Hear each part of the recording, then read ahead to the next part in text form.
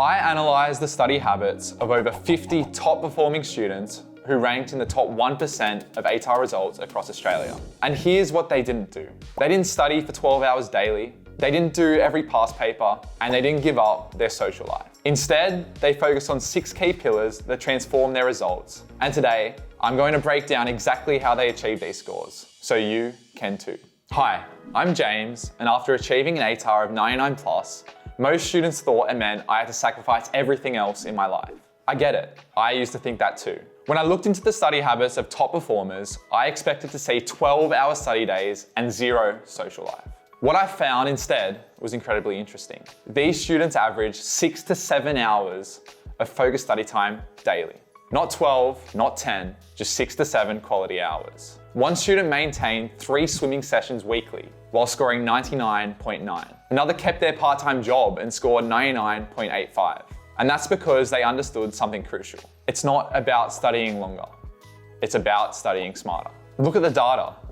82% prioritized 8 to 9 hours of sleep. 91% exercised 2 times weekly. 76% use structured study blocks rather than marathon sessions. The pattern is clear. Top performers don't outwork everyone else, they outthink them. They build systems, track what works, and adjust their approach based on results. And as someone who achieved a 99 plus ATAR and a state rank whilst maintaining co-curricular activities and a healthy social life, I want to break down what actually works, starting with the first pillar, strategic time blocking. Here's exactly how it works. First, lock in your non-negotiables. For 92% of top performers, that meant 8 to 9 hours of sleep. They weren't pulling all-nighters or running on coffee. Most were in bed by 9:30 p.m. and up by 6:30. One student who scored 99.8 shared her exact schedule. 6:30, wake up. 7 to 8, study block 1.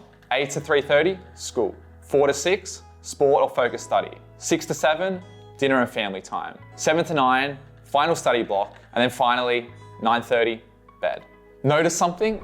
The study blocks are never longer than 2 hours. And that's not random. Research shows our brain's ability to maintain focus drops significantly after 90 to 120 minutes. The key is what happens in these blocks. You're not just reading notes, you're actively engaging with the material. And this brings us to our second pillar, the subject matrix. This is where most students go wrong. They use the same study approach for every subject. But top performers know different subjects need different strategies. Let's break this down by subject. For mathematics, 70% of practice should be past paper questions. Then 20% should be reviewing mistakes and creating error logs. Finally, our last 10% should be learning new concepts. For English, create quote banks organized by themes. Write practice essays under time conditions. And most importantly, get teacher feedback on each essay at least once a week. For science subjects, create concept maps linking different topics. Do practice questions before the theory. And finally, review mark schemes to understand exactly what examiners want. One student who scored 99.95 had a brilliant system. She color-coded her subjects and allocated specific days for each. Monday and Thursday would be maths. Tuesday and Friday, sciences. Wednesday and Saturday, English. And then Sunday would be for week points from the week. Now for our third pillar, the exam preparation system. This is where the Bible method comes in. Multiple 99 plus ATAR scorers mention this specific technique. Here's how it works. Number 1, create a master document for each subject. 2, divide by syllabus points. And 3, make sure to include past test questions relevant to each point, common mistakes and solutions, key formulas or quotes, and of course sample responses that scored full marks. But here's the crucial part. Don't create this last minute. You build it throughout the year. One student who scored 99.9 started his Bible in term 1. And by the time trials came around, he had a comprehensive study guide that had evolved with his understanding. The timing of past tests is also critical. Here's an optimal schedule according to top performers. In year 12, for terms 1 and 2, you want to focus on topic-specific questions. You need to build your Bible and of course identify weak points. By term 3, it's time to start full past tests. Make sure to time yourself strictly and always review mark schemes thoroughly. And by term 4, you will have wanted to have completed a minimum of 10 tests per subject. Make sure to focus on the newer years and of course practice under exam conditions. One extremely important point about past tests is that it's not about quantity. Students who scored 99 plus didn't necessarily do more tests than others. They just did them better.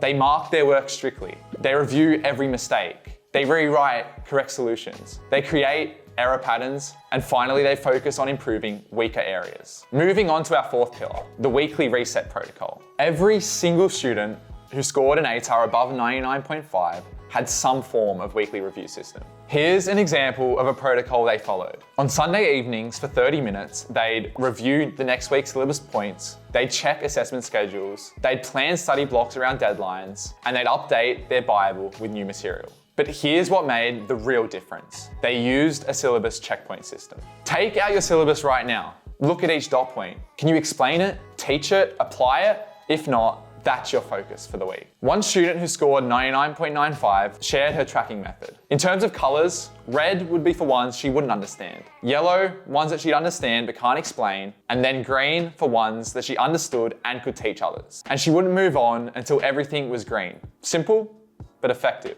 Now for pillar 5, the teacher leverage strategy. This is possibly the most underutilized resource. Your teachers want you to succeed. They've seen hundreds of students go through the HSC, so they know how it works. A system that consistently delivered results was regular question submission to teachers. This system involved students writing practice responses each week and then handing them in for feedback. This created a continuous improvement loop where they could implement changes immediately in their next submission. When meeting teachers, they came prepared. They'd show their working out and ask specific questions about mark allocation. Most importantly, they'd request example responses that demonstrated the difference between a 90% answer and a 100% answer. This removes the guesswork from exam preparation. They knew exactly what markers were looking for because they'd built this understanding through consistent feedback. One student who scored 99.85 had a brilliant approach. She created a Google Doc for each subject.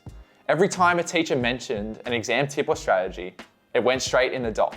And by HSC time, she had a goldmine of examiner insights. Finally, pillar 6, the mental performance framework. Peak performance throughout the year requires more than just study techniques. Top performers maintain a consistent exercise routine, at least 3 sessions minimum per week. And they combine cardio and strength training, always scheduling workouts before study sessions rather than after. Their social life followed a clear structure. They locked in specific times to see friends, and they kept study groups small, never more than 3 people. Taking 1 full day off each week helped them reset and recharge. For daily stress management, they started study sessions with a short meditation. Regular 5-minute breaks every 25 minutes kept their minds fresh. Weekly progress tracking helped them stay focused without becoming overwhelmed.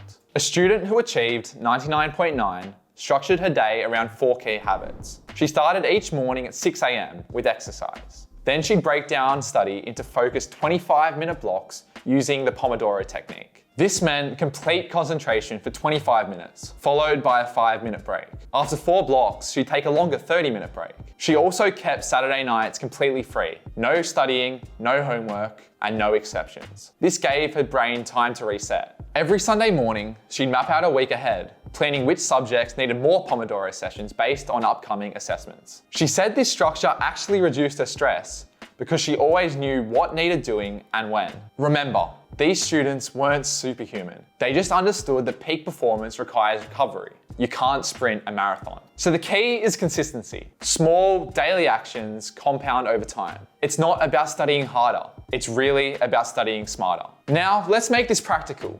You can start implementing these strategies tomorrow. Take out a blank piece of paper. This becomes your blueprint. Start by mapping out your non-negotiables. So times you're at school, how long it takes to get there, and your existing commitments such as sports and family dinner, and finally your sleep schedule. Make sure to lock in those 8 to 9 hours, because these create the framework for everything else. Now, look at when you study best. Most top performers found this rhythm worked. They'd spend 1 hour studying in the morning. They'd then spend 2 to 3 hours after school. And finally, they'd have focused weekend sessions. Match your subjects to your energy levels. Complex subjects like Maths Extension 2 might work better when you're fresh. Creative subjects like English often flow better in the afternoon. Keep track of each subject using a simple system. Note how many hours you're spending weekly. Note which subjects need priority, and note where you are in the syllabus. Your next 24 hours should look like this. Tonight, set up your schedule and download your syllabi. Tomorrow, start your first focused study block and reach out to one teacher. And then this week, lock in your sleep routine